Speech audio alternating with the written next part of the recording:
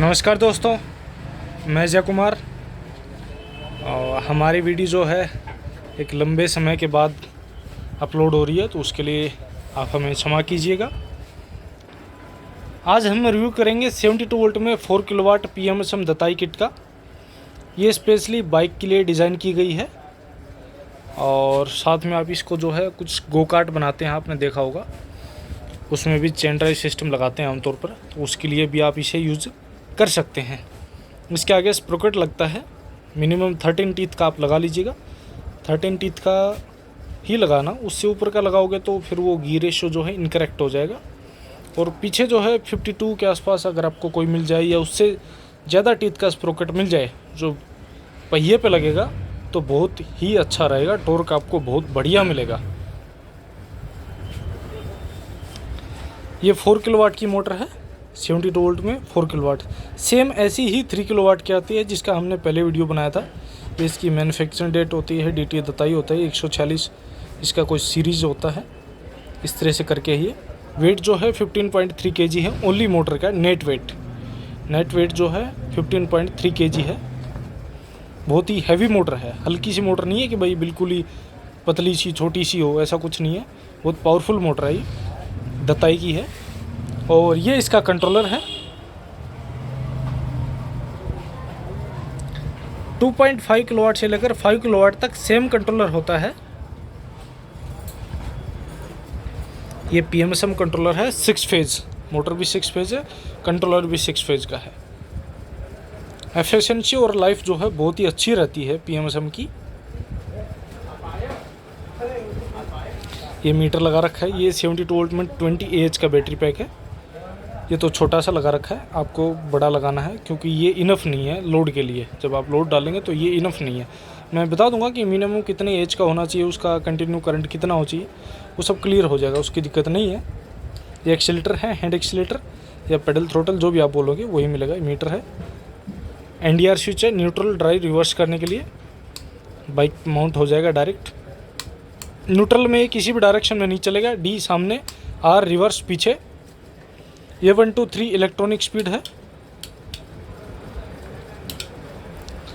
First पे speed जो है वो कम रहेगा, लगभग 50-60 आप मान के चलिए। सेकंड पे जो है 70-80 तक, और थर्ड पे 100 तक की स्पीड ये दे देगा, 100 kmph। नॉर्मल बाइक में कहीं आप सोचो कि आप रॉयल इनफील्ड में लगा के 100 की स्पीड ले लो, तो वो तो नहीं हो सकता इस मोटर से। अब कैपेसिटी के हिसाब से मैंने आपको बता दिया कि भाई जैसे नॉर्मल कोई स्प्लेंडर 100 सीसी की बाइक है तो उसमें आप इतनी स्पीड ले सकते हो। उससे ज़्यादा सीसी की आप लगाओगे, जैसे 180 सीसी तक की बाइक में आप इसको यूज़ कर सकते हो, उसमें स्पीड थोड़ा हाँ कम हो जाएगा। 80, 85, 90 कुछ ऐसा रहेगा, वो बाइक के वेट के हिसाब से होगा। चलिए बाकी इसका डिटेल मैं आपको बता देता हूँ। मोटर के RPM जो है 4500 के आसपास है। Rated torque 8.48 newton metre, peak torque 17 newton metre. ये टॉर्क जो है शाफ्ट पे मैंने बताया है, व्हील पे नहीं बताया। व्हील पे गी रेशियो के हिसाब से टॉर्क जो है मल्टीप्लाई हो जाएगा। पीक पावर जो है इसकी 8 किलोवाट तक जाएगी। और 8 किलोवाट जो है वो पीक पावर है। कुछ लोग सोचते हैं कि 8 किलोवाट जो है वो कंटिन्यू हमें मिलती रहेगी, नहीं, ऐसा नहीं होता। अगर आपने ऐसा कहीं सुना है तो वो गलत है। ये कुछ सेकंड के लिए होती है, जैसे इसकी जो है 30 सेकंड के लिए है। किसी की कम होती है, किसी की कुछ 2 4 5 सेकंड ज़्यादा भी हो सकती है, तो इस तरह से होता है। 8 किलोवाट तक जाती है। 8 किलोवाट ये नहीं कि वो पूरी ही चली जाएगी, वो उस पर डिपेंड करेगा कि आप किस तरह के एरिया में चला रहे हो, वेट कितना है, किस तरह से एक्सीलेटर दे रहे हैं, तो कई चीज़ों पर निर्भर करता है। पूरी तरह से कॉपर वाइंडिंग में है ये मोटर।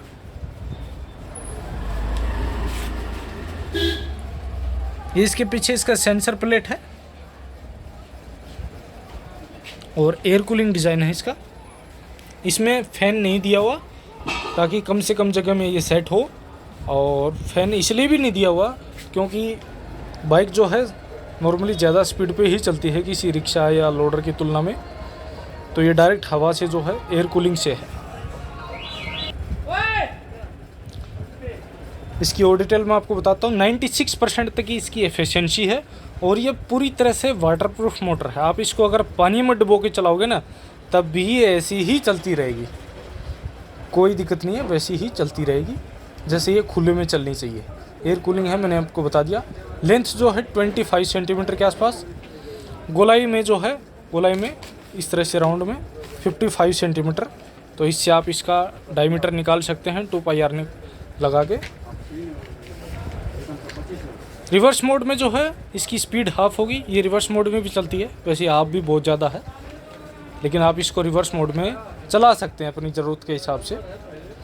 इसमें रीजनरेटिव ब्रेकिंग भी है। अब रीजनरेटिव ब्रेकिंग से क्या होगा, मान लीजिए आप किसी हिली एरिया में रहते हैं, आप नीचे से ऊपर तक गए, जितने किलोमीटर आपकी बैटरी चली ऊपर तक पहुंचने में मान लीजिए डिस्चार्ज हो गई, अगर आपका बड़ा गियर रेशो है तो आप नीचे वापस आएंगे, उसमें आपकी बैटरी उतनी ही चार्ज हो जाएगी जितनी की पहले थी जब आपने स्टार्ट किया था।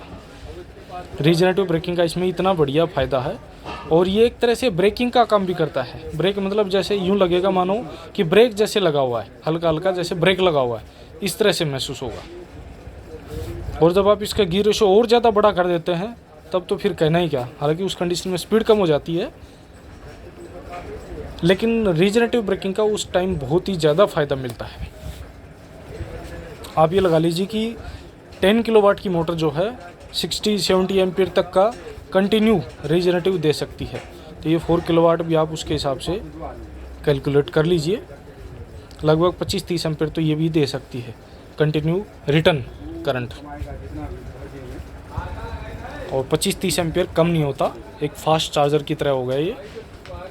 मतलब 50 एच की अगर आपकी बैटरी है तो 2 घंटे में तो वो पूरी चार्ज हो जाए, इतना रीजनरेटिव ब्रेकिंग है इसमें।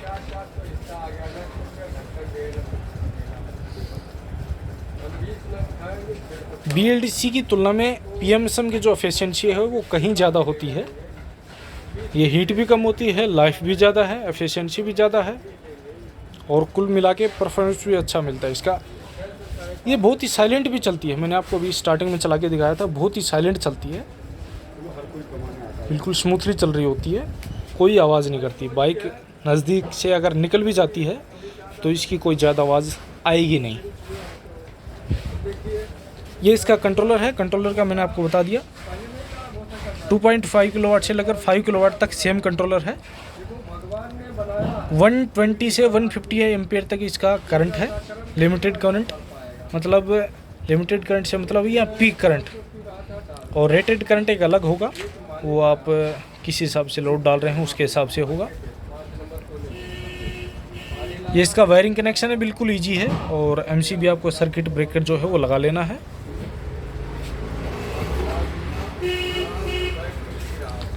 ये मीटर मिलेगा, ये हैंड एक्सीलेटर है, किसी को पेडल थ्रोटल चाहिए गो कार्ट वगैरह बनाने के लिए तो वो भी कर सकते हैं।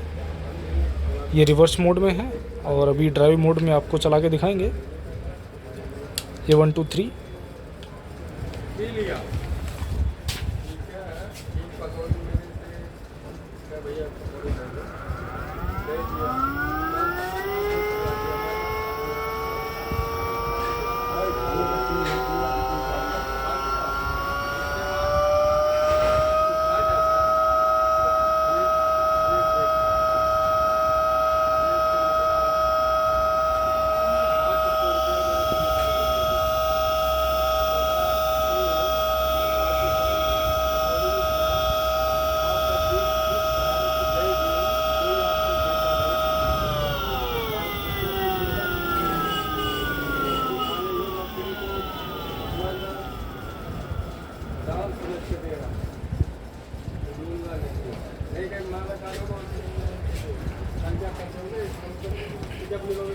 बाकी आइटम आप इसमें देख लीजिए। ये NDR स्विच मैंने दिखा दिया था।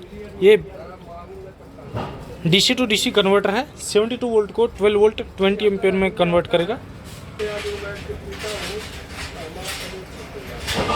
ये 72 वोल्ट का है, 240 वाट आउटपुट रहेगा, 240 वाट लाइट इंडिकेटर हॉर्न वगैरह के लिए।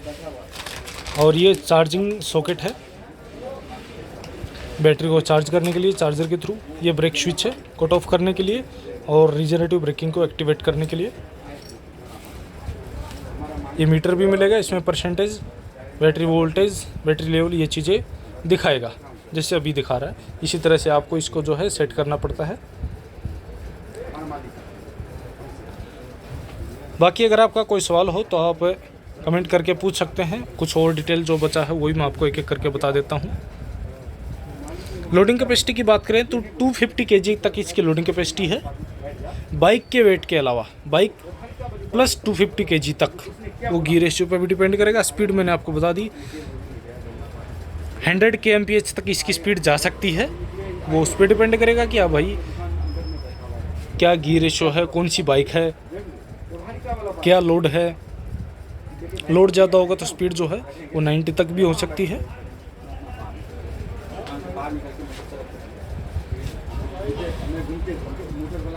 अगर आप बड़ा गियर रेशियो यूज़ करते हैं तो ज़्यादा अच्छा रहेगा। मैं आपको बता रहा हूँ भाई, बड़ा गियर रेशियो ही ज़्यादा अच्छा रहता है। उसमें टॉर्क भी अच्छा मिलेगा और माइलेज भी अच्छी मिलेगी। ये इग्निशन की है ऑन ऑफ करने के लिए।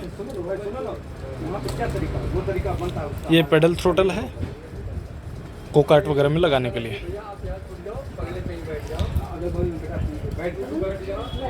किट का प्राइस जो है डिस्क्रिप्शन बॉक्स में लिखा हुआ है, आप वहां चेक कर सकते हैं। बाकी डिटेल भी आपको वहां पर मिल जाएगी। मेरा व्हाट्सएप नंबर भी होगा, किसी को कुछ पूछना हो तो पूछ सकते हैं। प्राइस बता दिया मैंने आपको, डिस्क्रिप्शन बॉक्स में मिल जाएगा। Okay friends, thanks for watching this video. क्या क्या आइटम है वो आपने देख लिया है, वो सब आपको मिलेगा। बैटरी और चार्जर किट में इंक्लूड नहीं है।